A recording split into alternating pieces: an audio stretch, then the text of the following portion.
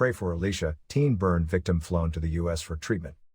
The nation was yesterday asked to pray for Alicia King, the teen who was doused with gasoline and set ablaze while she slept at a relative's house in Redwood, St. Catherine last Thursday. King, 17, was last evening airlifted to Shriners Burn Center in Texas, USA, for life-saving treatment. Alicia King is battling for her life, said Robert White, managing director for San Myrna Foundation, which spearheaded efforts to have the teen flown to the specialist facility overseas. We ask the nation for their prayer. We ask everyone to just take a time out and pray for her, White said. The teenager, who lives in Time and Patience Linstead, St. Catherine, is said to have sustained burns to 60% of her body. Her ex-boyfriend, 18-year-old Antoine Gray, has been listed as a person of interest by the police. In a GoFundMe campaign launched for Alicia, her sister, Shauna K. King, said, before this tragic event, Alicia was a vivacious and happy young woman. Her smile radiated positivity, and her future was promising. It's heart-wrenching to witness such a vibrant life altered by an act of cruelty. Alicia's brother Damar King, who witnessed the send-off at the Norman Manley International Airport, said, seeing the critical state that she is in, I am sure she is in good hands. I am happy that this was able to get done, and I would like to say thank you for San Myrna for making this possible. The situation required rapid action, and that was definitely executed, he said. Alicia is a sweet girl, and when she is around you, you feel at peace.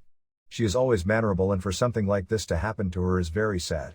On the day when she was supposed to collect her CXC results, that was the day she got burnt, he added. Another of King's relatives said she is breathing a huge sigh of relief. We are grateful that she is getting a chance to go overseas, and I am just praying that things will all work out. This may be the start of a long journey, but I am praying and keeping my fingers crossed, she said. Girl, 15, shot during attempted robbery in West Kingston. Kingston, Jamaica. A 15-year-old girl was shot and injured by a gunman during an attempted robbery in West Kingston early Wednesday morning. The teen, a student of a popular high school in Portmore, St. Catherine, has since been hospitalized, police said.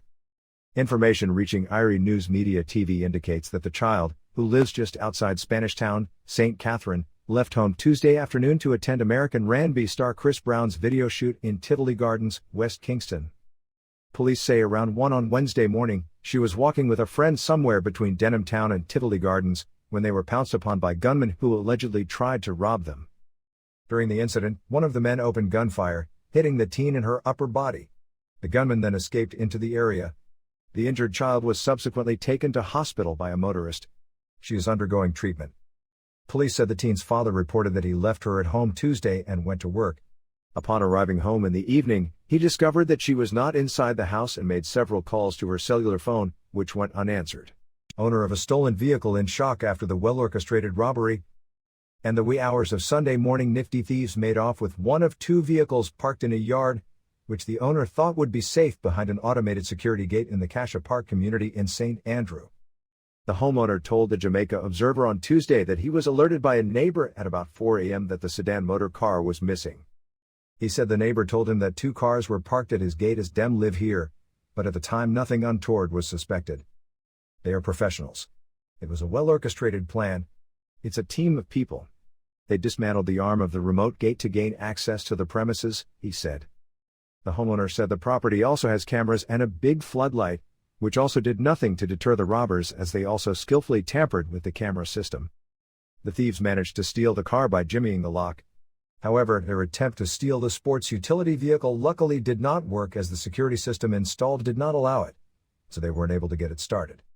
The homeowner said the thieves were very meticulous and they didn't break a window or pivot glass.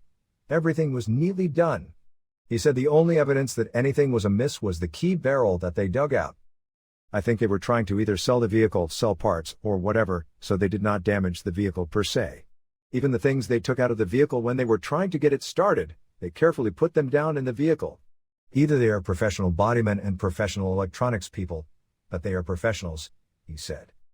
The homeowner said he strongly believes they were canvassing the area and deliberately targeted his home despite the very visible security features. I guess they were driving around and they look and stuff, they come around at night and see what is where, he said.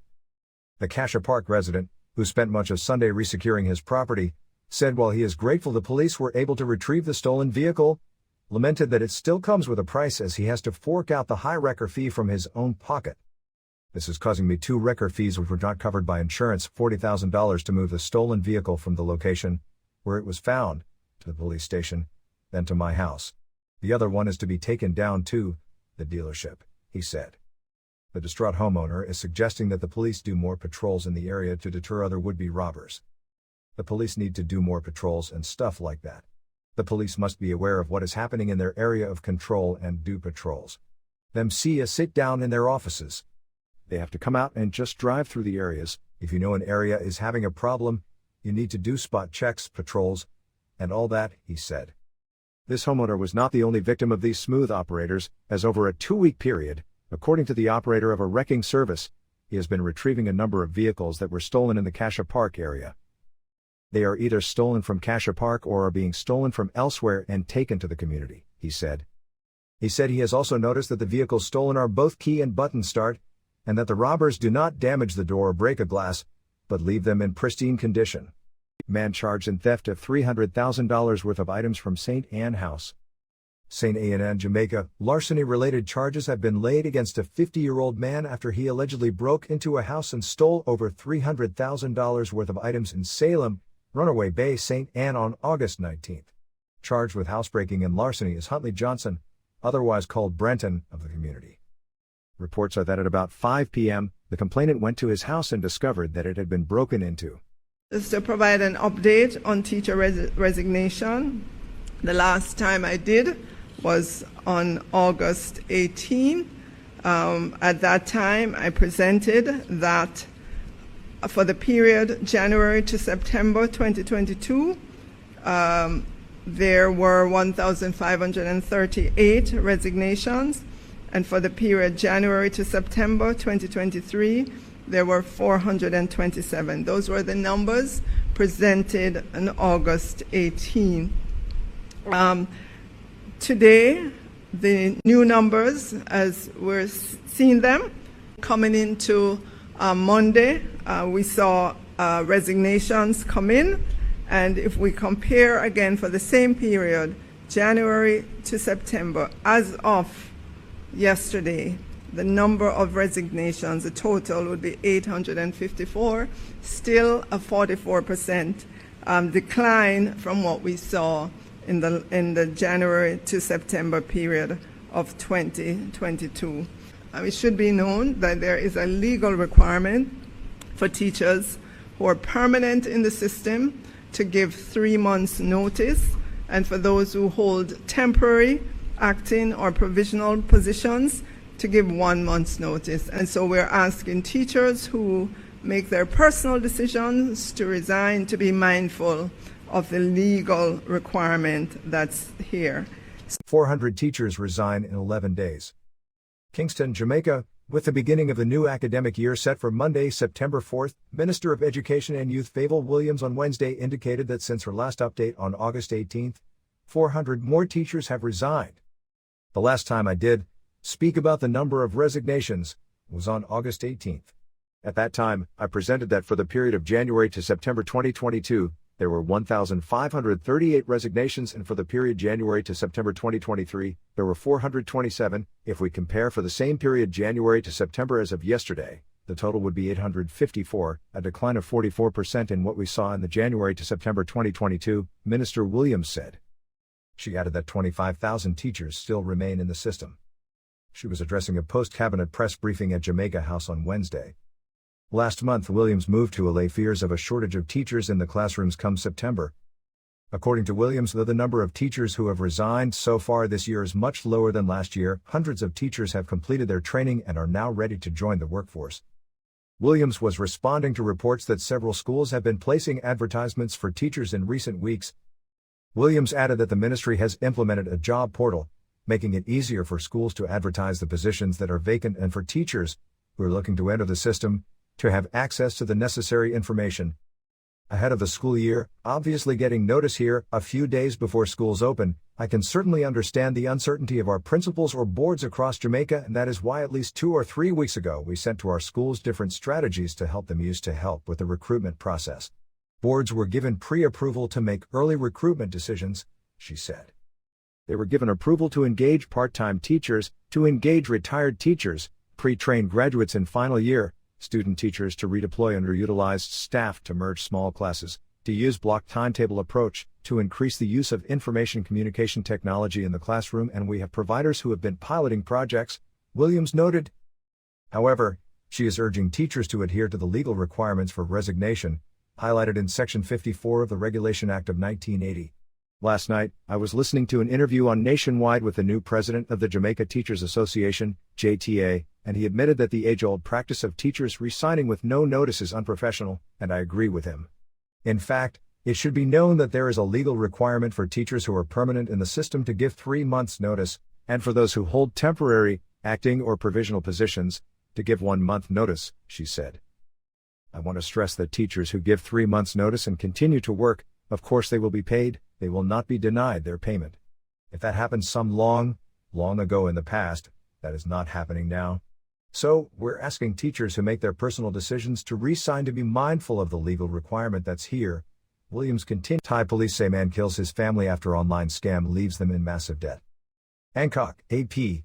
At least 11 people are suspected to be involved with a loan scam that allegedly drove a man to kill his wife and 2 young boys before trying to take his own life in their family home, Thai police said Wednesday. Sonny Dokmai has been charged with premeditated murder after police found the bodies of his wife and 2 sons, who were 9 and 13 with slash wounds Monday inside a house in Samut Prakan province, Bangkok's eastern suburb, said local police chief Rangsan Kemsuk. Rangsan said Sonny was conscious Wednesday but in critical condition and unable to speak nor eat due to severe wounds at his throat. Police believe Sonny's motive came from a huge debt the family was in. Police said Sonny is a debt guarantor for his friend in an amount of 400,000 baht, $11,400. The friend ran away and left Sonny to pay off the debt, then his wife tried to take out a loan to help and got scammed, said Provincial Police Chief Palaparimla. Rangsan said the investigation of the money trail has allowed the police to obtain an arrest warrant on fraud in a violation of Computer Crime Act for 9 Thais and 2 Cambodians. According to the police, Sonny's wife applied for a loan online and was tricked into transferring money that scammers claimed to be for different processing fees. Local Chief Rangsan said she filed a complaint to police last week saying she lost over 1.7 million baht, $48,000. Thailand has struggled to cope with a recent explosion of cybercrime and scam cases. In 2022, the Thai police said they received over 200,000 online reports of scam totaling an estimated 30 billion baht, $855 million, or more. A new report from the United Nations said criminal gangs have forced hundreds of thousands of people in Southeast Asia into participating in unlawful online scam operations involving billions of dollars worth of revenues, especially in Myanmar and Cambodia. Laos, the Philippines and Thailand were also cited among the main countries of destination or transit for victims of false recruitment. In an attempt to tackle the problem, Thailand enacted a new law earlier this year that allows banks to immediately freeze suspicious accounts for 72 hours without requiring victims of scams to submit their police report. Once a victim transfers money to a scammer, that sum usually is quickly transferred to several other accounts, making it extremely difficult for the authorities to track and retrieve it. Earlier in August, Thailand's Minister of Digital Economy and Society threatened to shut down Facebook, accusing the social media platform of not thoroughly screening the advertisements it runs, leaving people vulnerable to costly scams. The Independent Commission of Investigations, INDECOM, is probing the shooting death of an unidentified man by an off-duty policeman at Port Kaiser in Manchester on Tuesday. INDECOM says the police have reported that the concerned officer and a woman were at the beach when the policeman was approached by a man with a gun, who demanded his bag. It is alleged that the man fired in the direction of the policeman, who subsequently discharged his firearm at the man. INDECOM says a chrome firearm without serial numbers was reported as recovered from the incident scene. It says the concerned officer provided an initial account to INDECOM investigators and was subsequently issued with a notice to provide a statement and attend the office of the commission to be interviewed.